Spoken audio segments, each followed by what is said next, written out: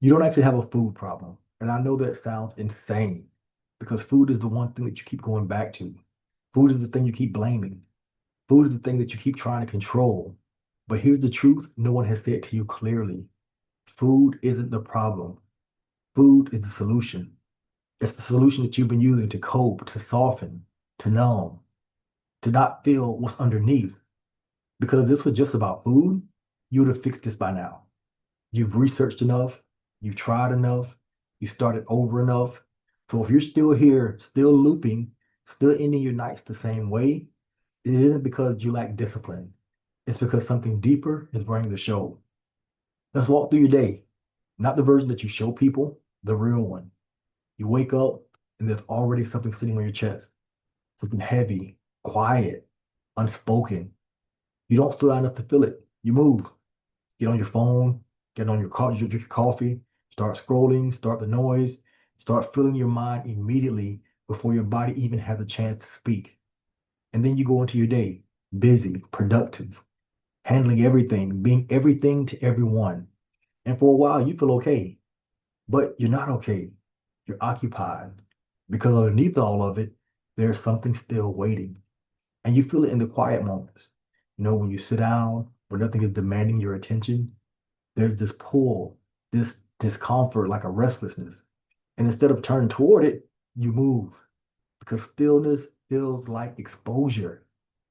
And then the day ends, and now there's nowhere left to hide. The noise dies down, the responsibilities fade, the distractions slow, and suddenly you're left with you, and that feeling gets louder. Not because it just appeared, because you finally stopped long enough to notice it.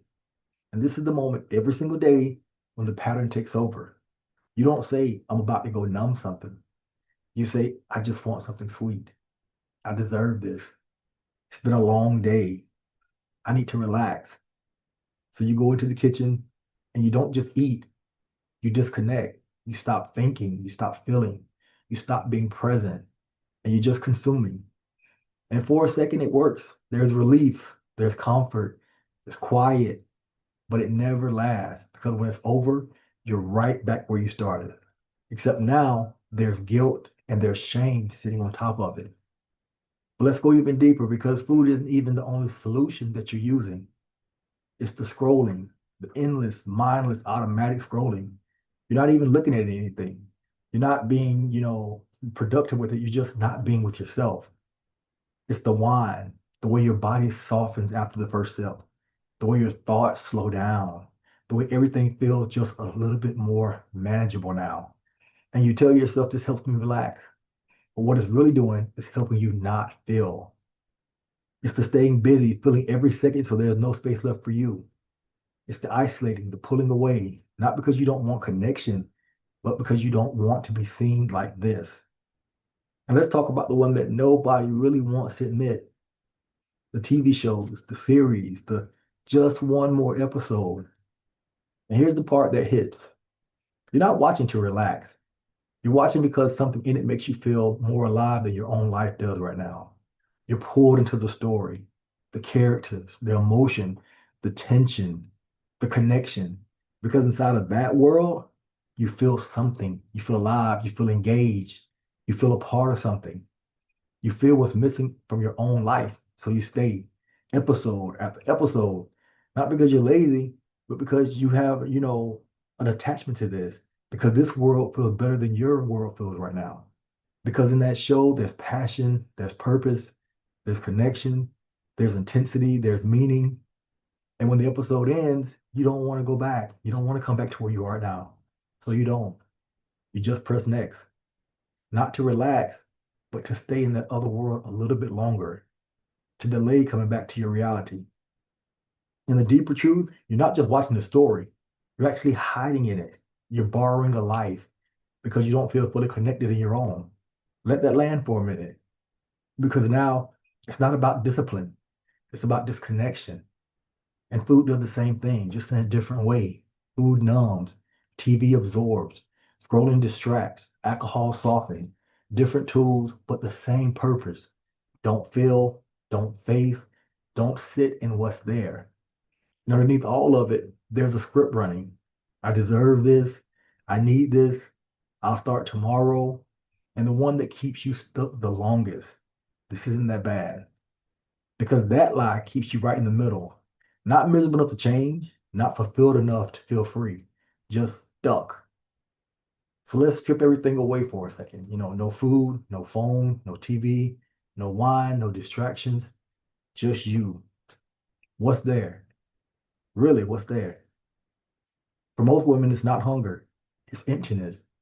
It's this quiet, uncomfortable, almost aching sense that something is missing and you don't know what it is, or maybe you do. Maybe it's connection, maybe it's purpose, maybe it's feeling like yourself again, maybe it's the version of you that you lost somewhere along the way, the one that felt alive, certain, at home in her own body, and now you feel like a stranger, but not physically, but also emotionally, like you're living a life that doesn't quite feel like yours. And instead of facing that, you cope, not because you're weak, but because you don't feel equipped to handle what's underneath. So hear this clearly. You are not broken. Your patterns make sense. It's not weakness, it's adaptation. At some point, your body learned that these patterns were the safest way to get through, what you were feeling. So it just kept, you just kept choosing them, not because they were perfect, but because they worked.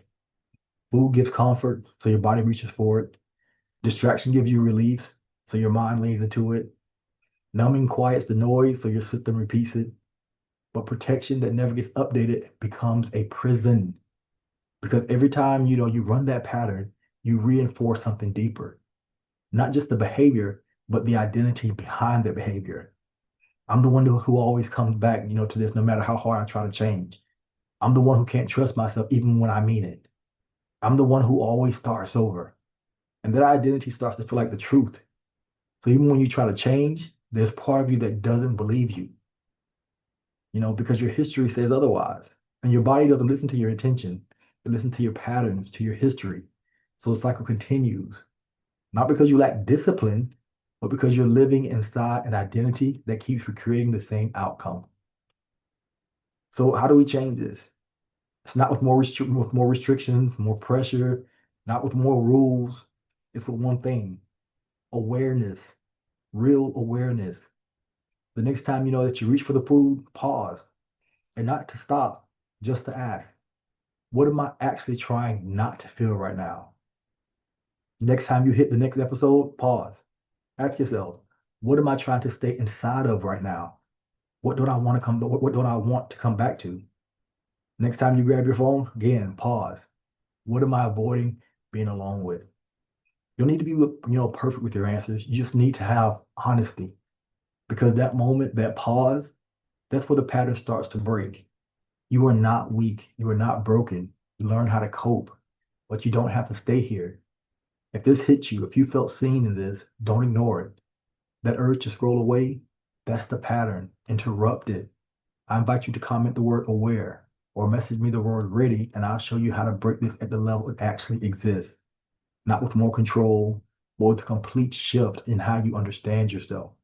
Because the life that you want, the body you want, the version of you that you miss, it isn't on the other side of more discipline. It's on the other side of finally seeing what you've been avoiding and having the courage to stop running.